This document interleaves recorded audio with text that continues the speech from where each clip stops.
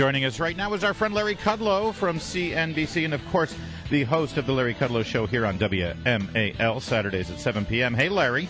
Good morning. Well, I understand Wall Street was flooded with anti-global warming protesters yesterday. They were all over the place on Sunday. You know that because there were piles of trash and debris that these wonderful environmentalists left behind. Did anyone in the brokerage firms, the bastions of capitalism there in New York, actually pay attention to these rabble-rousers? Because they're just socialists, right? Worse. Reds. Yeah. Reds. Outright Reds. And the answer is no. No one's paying any attention to it at all. None. Zero. But the president is heading up to your fair town today, Gotham, to give a speech to the UN about the importance of climate change. Is it all just bluster?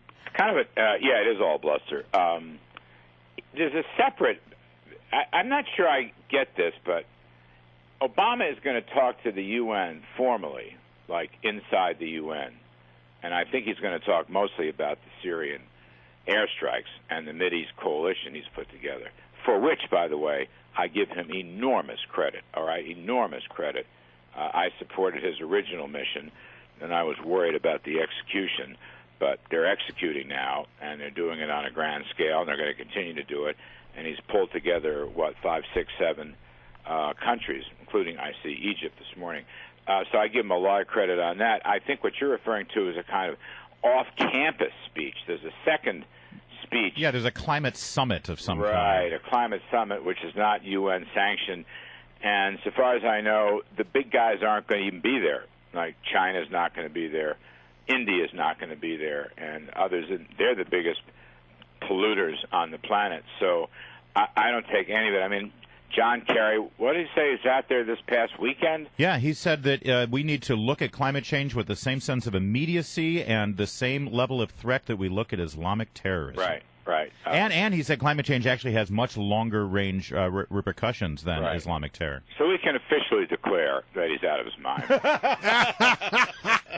No question about that. Well, I mean, you make a point that, China's not going to be at this thing. Some of the other, bad, the offensive countries when it comes to climate are not going to be there. Well, that's sort of the problem. The president of the United States would have the United States sort of unilaterally, disarm in this matter. Right.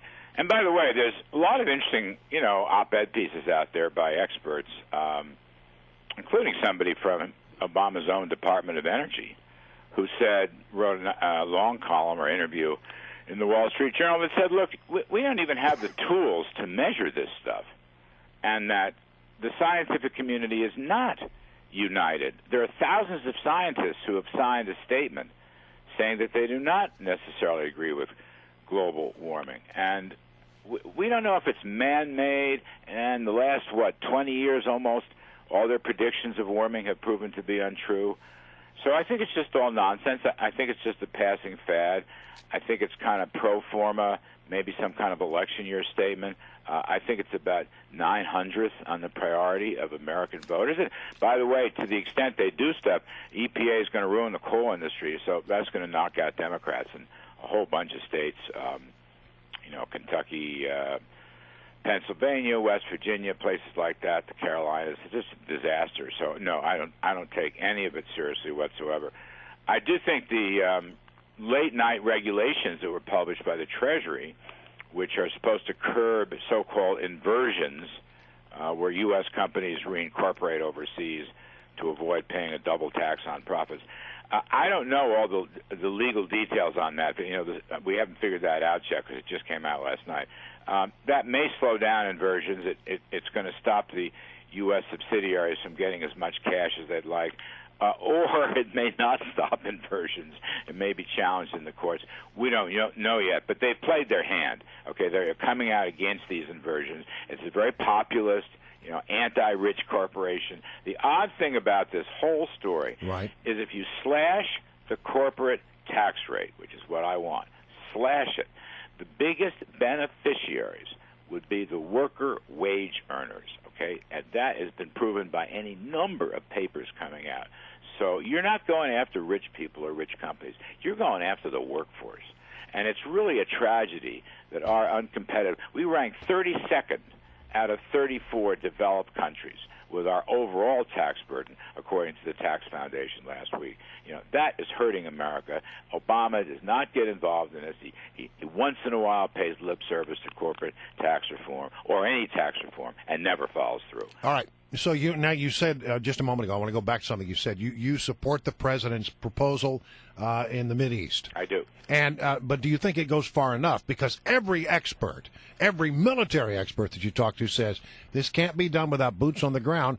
And I'm not sure that we're going to see that in any significant way anytime soon. Well, that's an issue. I agree with you 100%. I interviewed Jack Keane on radio last week, and sure, he talked a lot about that. You need spotters on the ground for these air attacks, and you also need special forces on the ground to follow through and knock these ISIS guys out once you bomb them. And then you also need Navy SEALs and others to go in and get the bad guys, literally kill off the ISIS leaders the way we killed off the Al Qaeda leaders. Yeah, I think those are flaws. Okay, I'm not a military man, but that's what I gather. And General Keane is not the only guy to say that. So you're right. On the other hand, however, he struck hard last night. We didn't know when it was coming, and he did it, and it's going to be repeated. It may be shock without the awe, but it's going to be shocking. And I am impressed, really, with the coalition. What have they got? Jordan, Saudi Arabia. They may get Turkey involved in this. They got the UAE involved in this. They may have Qatar. Bahrain, Qatar, yeah. Egypt. Sisi was out today from an interview yesterday. You know what? That's a lot better coalition than many of his critics thought possible, and I'm impressed with that. It's basically a Sunni coalition to knock out a Sunni jihadist group. That's the first time we've seen that kind of thing.